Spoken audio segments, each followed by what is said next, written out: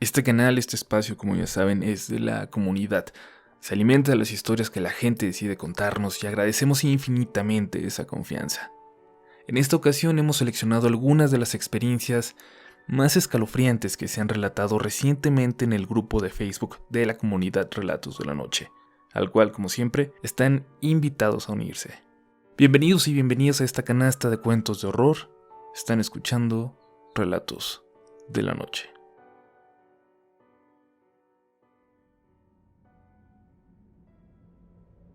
Hola comunidad, quiero compartir un relato que me ha contado mi mamá y que hasta hace poco pude corroborar. Se titula Las Cruces del Pueblo. Mi madre nació en un pueblito de Oaxaca, San Pedro Mártir, que pertenece a la región mixteca, aunque solo estuvo ahí hasta los 6 años sola con la abuela antes de mudarse a la Ciudad de México. Muchos de sus recuerdos de niña fueron feos, al grado que ahora que es mayor, no le gusta regresar al pueblo más de 5 días y sobre todo no le gusta estar sola en la noche. Me comenta que en el pueblo han pasado varios eventos, muchos que ellos le atribuyen al malo, al Catrín, y por ello es que en cada lugar donde pasaron se colocaron monolitos de piedra con cruces de madera, esto como protección para que no entre este malo al pueblo, y tiene al parecer más de 100 años. Este relato lo describo en 2 partes, lo que le pasó a mi abuela y lo que le pasó a ambas después. Mi madre comenta que una de sus experiencias que hasta ahora no ha podido olvidar ocurrió un 24 de diciembre. Lo recuerda bien, una noche muy fría, sobre todo porque su casa se encontraba casi en la cima de una loma, en la parte trasera del panteón. Esa noche la abuela la había regañado por no querer ir a misa de Nochebuena, y debido a la negativa de mi mamá, la abuela se fue sola, dejándola a ella encerrada en la casa. Le dijo: "No te duermas, me abres cuando regrese". Dice la abuela que fue a misa y de regreso, justo en donde se divide el camino principal del pueblo en 2, uno para la zona donde vivía la abuela y otro hacia el panteón, hay 3 de estas cruces. Detrás de ellas, comenta que salió una señora, con rebozo en la cabeza. En ese tiempo no había luz, por lo que no pudo distinguir un rostro. La abuela solo caminó en dirección a su casa justo cuando la señora le dijo: "Feliz día", a lo que mi abuelita respondió de la misma forma. Sin embargo, nuevamente, pero con una voz muy rasposa, casi como si fuera un hombre, le dijo: "¿A dónde vas, Benny? Ven, vamos a pasear". La abuelita no se movió, ni siquiera volteó. Solo se hincó y rezó un credo. En eso escuchó un chillido y cuando por fin volteó, vio que donde estaba la mujer había un cerdo, mismo que corrió tomando el camino al panteón, y mientras pasaba, los perros de las casas aullaron. Eso le enchinó la piel, por lo que corrió a la casa para ver si mi mamá estaba bien. Mi madre dice que escuchó pasos y que tocaron la puerta muy fuerte, por lo que dijo: "Mamá, ¿eres tú?". Pero nadie respondió. Trató de asomarse en los huecos de la madera y solo era oscuridad. Nuevamente tocaron y con más desesperación preguntó: "Mamá, ¿eres tú?". Y escuchó la voz de la abuela, aunque muy bajita. Así que por fin abrió la puerta y en efecto vio entrar a la abuelita llorando. Mi mamá la abrazó. No entendía por qué lloraba. La abuelita se preparó un té y justo cuando terminaba, se escucharon nuevamente pasos afuera. Y entonces una voz que decía: "Ven, vamos a pasear". Mi mamá, confundida, se asomó por los huecos de la madera y vio a un perro, enorme, negro. La abuelita la quitó y tomó un machete y le dijo: "En cuanto salga, cierra la puerta, pones la tranca y reza". La abuelita salió. Mi madre cerró la puerta, pero en vez de rezar se asomó y vio y escuchó cómo la abuela tiraba de machetazos a ese perro, mientras rezaba así como lo insultaba. Sin embargo, parecía que no lo podía atinar un solo golpe y el perro se levantaba hasta que por fin logró asestar uno. Mi mamá vio cómo la abuelita por fin pudo darle en el cuello. El perro solo huyó y, para sorpresa de ambas, salió corriendo, y a su paso los perros de las casas aullaban nuevamente. No durmieron esa noche. A la mañana siguiente, 25 de diciembre, mi mamá salió de la casa para darle maíz a los pollos y pudo ver huellas de la abuelita sobre la tierra, así como marcas del machete que había golpeado en el piso. Pero no había marcas ni huellas de algún perro, ni un rastro de sangre. Fue tiempo después que fueron a lavar la ropa a un arroyo cercano, y en donde también hay un monolito de piedra con cruz de madera, cuando notaron pelos negros como de perro, embarrados en la parte baja de la cruz, como si se hubiera metido por debajo y en su paso se le hubieran caído por la fricción. Desde ese momento decidieron mejor no volver a lavar ahí. Este es el relato, y les comento que ahora en diciembre de 2018, que fui al pueblo de donde es mi mamá, junto con mi novio que es ingeniero, pude recorrer las zonas que me describió. Me sorprendió conocer estas cruces. Me dicen que hay muchas en las veredas, pero algo que me enchinó la piel fue un comentario que hizo mi novio, ya que al ver estos monolitos le sorprendió saber que no están hechos de cemento, sino de cal con piedra, y no puede creer que aunque están expuestos a inclemencias del tiempo como el sol, la lluvia y el viento, no se hayan derrumbado, y la madera, aunque ya muy desgastada, no se haya caído. Les dejo unas fotografías y muchas gracias por leer mi relato.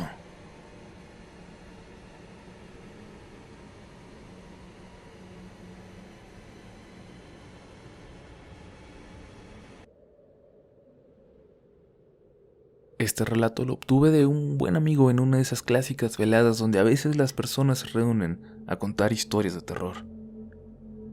Espero que sea de su agrado, y a partir de aquí está en primera persona.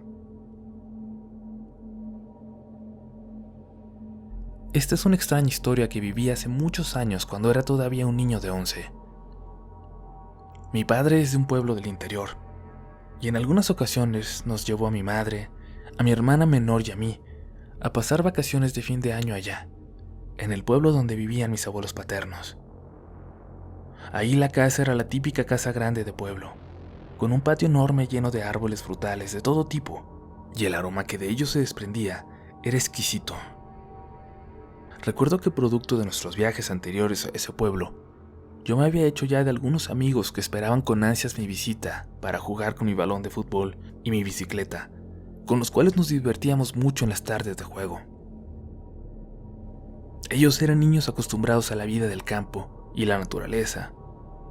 Sus costumbres y juegos de rutina diferían mucho de los que yo acostumbraba. Jugaban a las escondidas, a los encantados, a las canicas, a las carreras, entre otros muchos, pero en especial disfrutaban mucho de ir a nadar al río que estaba cerca del pueblo. Aquella era una vida que cualquier niño de mi vecindario, a pesar de estar acostumbrados a la comodidad y ventajas de la vida que ofrece la ciudad, hubiera querido tener. A mis amigos del pueblo y a mí nos encantaba ir a dar paseos a ese río, a bañarnos en sus aguas cristalinas y muy limpias. Nos fascinaba pescar a nuestra manera. Aquel entretenimiento era como entrar a otro mundo. Un mundo de fantasía en el que todo juego o aventura infantil era posible.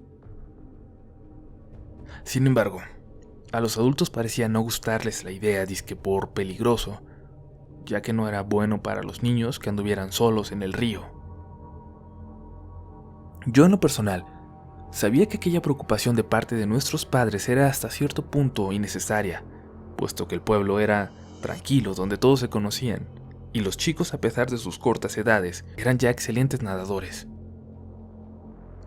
Con ciertos costos, una tarde los mayores nos dieron permiso de ir al río. Era una tarde calurosa. Recuerdo que en el camino íbamos cortando frutas que crecían en los árboles. Cortábamos mangos maduros, bananos y otros frutos, siendo aquello tal vez un placer añadido a nuestra aventura de juegos cuando caminábamos hacia allá. Y finalmente llegamos.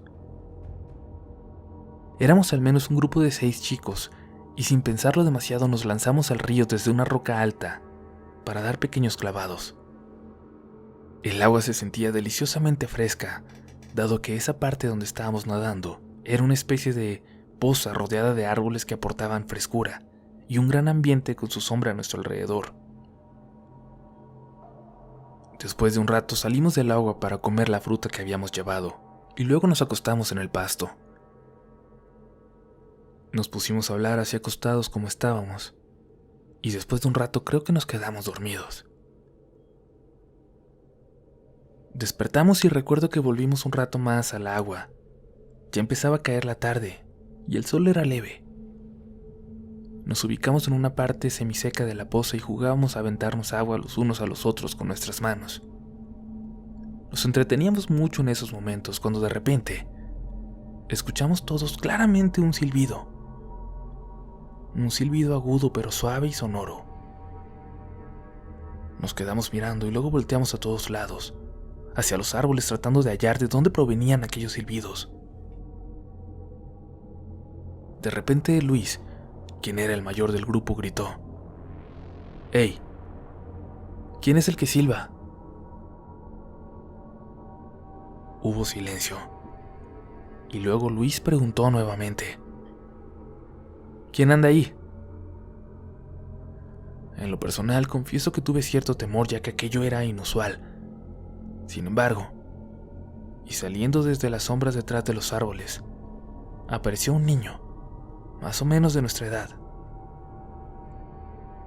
Todos nos sentimos contrariados ya que no sabíamos de dónde había aparecido. Era raro que un niño desconocido para nosotros anduviese solo en ese río, y yo pude notar por la forma en que se miraban que mis amigos no le conocían. Luis le preguntó: «¿Cómo te llamas?». El niño se quedó mirando a Luis a los ojos y lentamente y con una sonrisa respondió: «Gabriel». El niño nos miraba a todos sin dejar de sonreír, pero he de decir que había algo en su mirada que no me hacía sentir cómodo. «No te había visto antes, Gabriel. ¿De dónde eres? Dime, ¿dónde vives?», preguntó Luis. Gabriel respondió: «Soy de lejos, pero ahora vivo aquí». «¿Aquí dónde?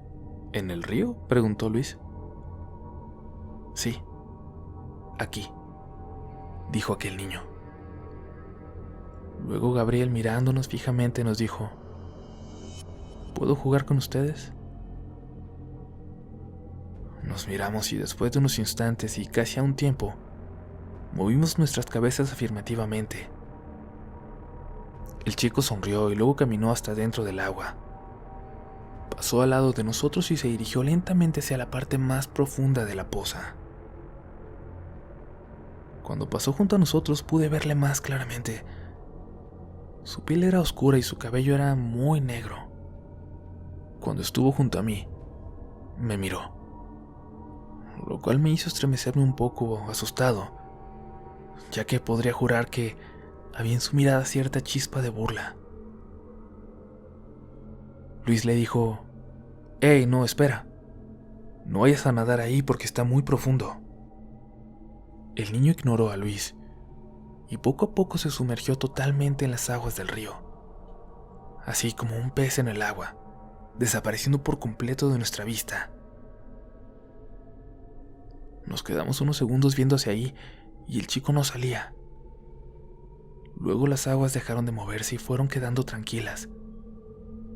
Solo que se podía notar cómo el área donde el niño se había sumergido, ahí, las aguas empezaron a verse un poco oscuras, como agua lodosa. Luis nos miró asustado. Aquello era completamente anormal. Pasó al menos un minuto de que se había sumergido cuando Luis firmemente pero sin elevar la voz como para que aquel niño no se diera cuenta, nos ordenó: saldremos del río y correremos hasta el pueblo sin detenernos, ¿entendido? Ninguno de nosotros le contestó a Luis. Sin embargo, en silencio, le respondimos que sí con la cabeza. Caminamos lentamente entre las aguas buscando alcanzar la orilla. Luis era el último, como queriendo asegurarse de que todos saliéramos seguros para después salir él. Sin embargo, mientras lo hacía, volteaba y volteaba a ver con insistencia hacia la poza. El ambiente era tenso y había un silencio sepulcral que se rompía solo con el rumor del río y su ya no tan suave corriente. Era un ambiente demasiado pesado. La adrenalina de todos estaba al 100. Íbamos a huir de aquello que a leguas se veía que era algo anormal. Una vez que salimos, escuchamos un fuerte grito, agudo y aterrador. Volteamos la cabeza hacia el río y vimos cómo el extraño niño llamado Gabriel tenía a Luis agarrado de un brazo, y escuchamos claramente que, señalando con su dedo hacia la poza, le decía: ven, vamos a la poza. Vamos, que ahí fue donde me ahogué. Luis gritaba y nosotros estábamos paralizados sin saber qué hacer. Aquello era horroroso y traumatizante. De pronto escuchamos una fuerte voz detrás de nosotros que decía: largo de aquí, demonio, deja en paz a ese niño. Pudimos escuchar cómo 2 disparos del rifle de don Genaro impactaron sobre el cuerpo de aquella cosa o lo que fuere, que burlándose se perdió entre las aguas, desapareciendo ante nuestros ojos y dejando libre a Luis. Todos volteamos y vimos a don Genaro, que era el capataz de un viejo hacendado del lugar y que, para suerte nuestra, había llevado a esa hora a pastar al ganado de la hacienda. Don Genaro era uno de esos hombres a los que no les tiembla el pulso para desenfundar su arma o apuntar con su rifle a aquel o aquello que malintencionadamente les amenace. Nos acompañó hasta la entrada del pueblo, dejándonos seguros y libres de todo peligro, diciéndonos: muchachos, cuídense siempre de no andar solos por estos caminos olvidados, ya que hay toda clase de cosas en los montes.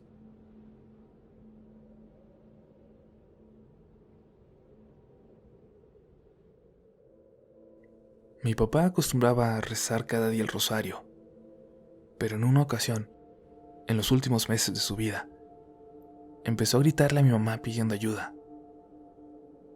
Decía que había 3 pequeños bebés desnudos trepando en su cama, intentando quitarle su rosario.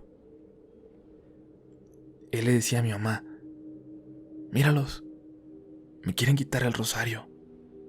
Ellos quieren uno para ellos. Después de un rato dejó de verlos, y pensamos que ahí había terminado la historia. Sin embargo, cuando lo fuimos a sepultar, vimos que alrededor de su tumba había 3 bebés, uno de cada lado y otro a los pies.